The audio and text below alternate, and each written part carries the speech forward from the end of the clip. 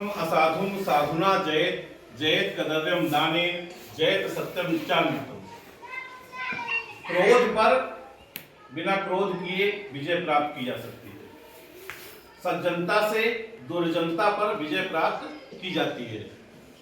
कंजूसी पर विजय प्राप्त करने के लिए हमें दान करना चाहिए। दान से कंजूसी पर विजय प्राप्त होती है और झूठ पर सत्य से विजय प्राप्त होती है। ये पहले का गच्छन् पिपीलिको याति योजनानां शतान्यपि अगच्छन् मयन्तेऽपि पदमेकं न गच्छति। सबसे तेज उड़ने वाला गरुड़ होता है। अगर वो नहीं उड़ना चाहता है तो एक पैर भी नहीं उड़ पाता है। लेकिन एक चींटी जो बहुत छोटी सी होती है, एक चींटी जो बहुत सी छोटी होती है, लेकिन वो चलते चलते सैकड़ों कोस चली जाती है। तो अगर चींटी चलना चाहती है, उसके मन में इच्छा है, तो वो चलना चाहती है तो सैकड़ों कोस चली जाती है बिना रुके ही। और बड़ा तेज उड़ने वाला गरुड़ है, लेकिन उसके मन में अगर कोई इच्छा नहीं है उड़ने की, चलने की इच्छा नहीं है, तो एक पैर भी नहीं चल पाएगा।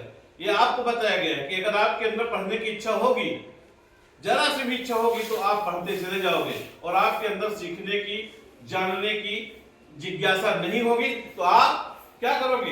कितने भी ताकतवर होगे, कितने भी अच्छे घर के होगे, लेकिन आपके अंदर वो सीखने की प्रवृत्ति कभी जाग नहीं पाएगी। इसलिए कहा गया है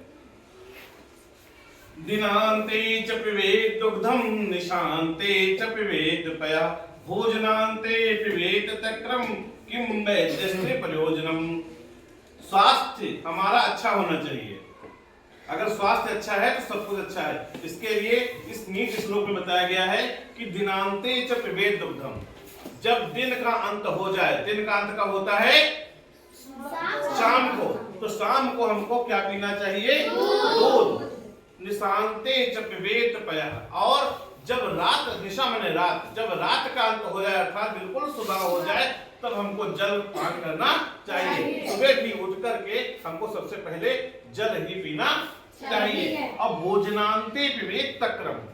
और जब खाना खा चुके उसके बाद दही या छाछ का सेवन करना पीना चाहिए। अगर ऐसा करते हैं किम वैद्यस्य प्रयोजनम, फिर वैद्य का कोई मतलब नहीं है। अर्थात हमें स्वास्थ्य इतना बढ़िया रहेगा कि हमें डॉक्टर के पास जाने की कोई आवश्यकता नहीं होगी। षड दोषाः पुरुषेण आतव्या भूतिमिच्छिता निद्रा तद्रा तंद्रा भयं क्रोधः आलस्यम दीर्घसूत्रता। 6 दोष हैं जो इंसान को, व्यक्ति को, हम सबको मार देने चाहिए अगर हम सबको सुख संपत्ति पाने की इच्छा है।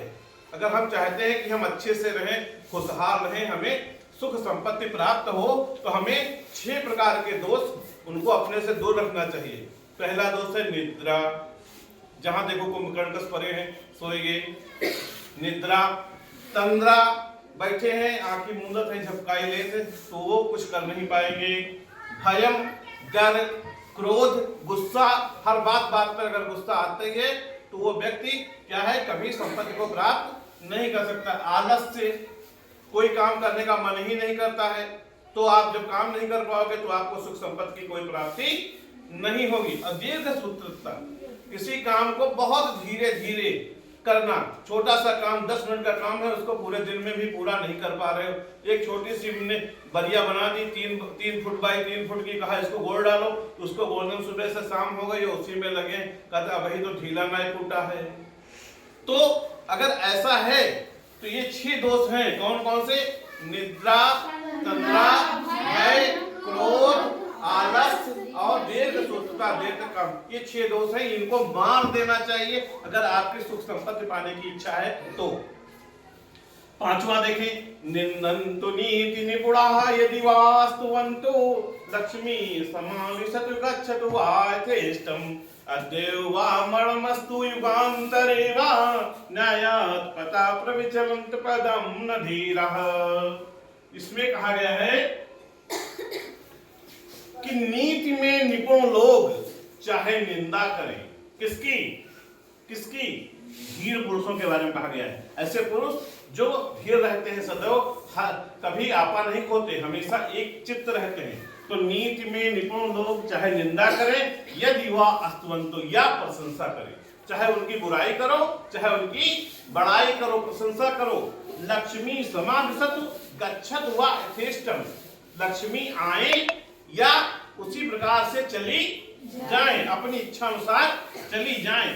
अद्यो मरण मस्तु युगांतरे वा, आज ही मृत्यु हो जाए या युगों के बाद हो, आज ही मृत्यु हो जाए या युगों के बाद हो। लेकिन धीर पुरुष जो होते हैं वे न्याय के रास्ते से कभी विचलित नहीं होते, न्याय का रास्ता नहीं छोड़ते। जो न्याय की बात करते हैं, धीर पुरुष होते हैं, वो न्याय की बात करते हैं और वो तब तक न्याय की बात करते हैं चाहे उनकी कोई प्रशंसा करे, चाहे कोई उनकी बुराई करे। लक्ष्मी जी आए या चली जाए, आज ही वो मर जाए या युगों के बाद मरे, लेकिन वे कभी न्याय के पथ से विचलित नहीं होते, न्याय के पथ से डिगते नहीं है। इस प्रकार इन पांचों नीति श्लोकों का अर्थ हमने आप लोगों को बता दिया है। आप लोगों का ये जो सीखने का अवसर है, आप इन चीजों को सीख लेंगे। नीति के श्लोक इसलिए होते हैं कि केवल नंबर पाने के लिए नहीं होते, नीति के श्लोक कि परीक्षा में पूछे जाएं इतने भर के लिए नहीं होते, बल्कि इनको जीवन में अपनाना चाहिए, इनको जीवन में अपनाना चाहिए। जब आपको क्रोध आए, आपको याद आ जाए क्रोधीन जेत क्रोधम, ठीक है। बिना क्रोध किए सामने वाला क्रोध कर रहा है तो आप मुस्कुरा दीजिए, आप क्रोध मत कीजिए, नहीं तो लड़ाई होगी, झगड़ा होगा, मारपीट होगा। तो सत्य से असत्य पर विजय होगी, अक्रोध से क्रोध पर होगी, कृपणता पर दान से होगी। इसी तरीके से हम अपने मन में सोच ले कि हमको ये करना है, तो हम उस चींटी की तरह हमेशा सैकड़ों को चले जाएंगे। और अगर ठान लेंगे कि हमको ये नहीं करना है या उसको करने का कोई विचार नहीं आएगा, तो उड़ते हुए गरुड़ की भांति भी हमारे अंदर सारी शक्तियां होंगी, लेकिन हम उस पद को, उस रास्ते को, उस मंजिल को, उस उद्देश्य को पा नहीं सकेंगे, कभी नहीं पाएंगे।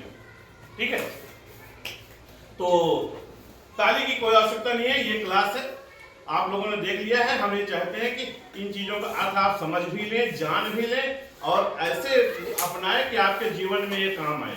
ठीक है, ओके, थैंक यू।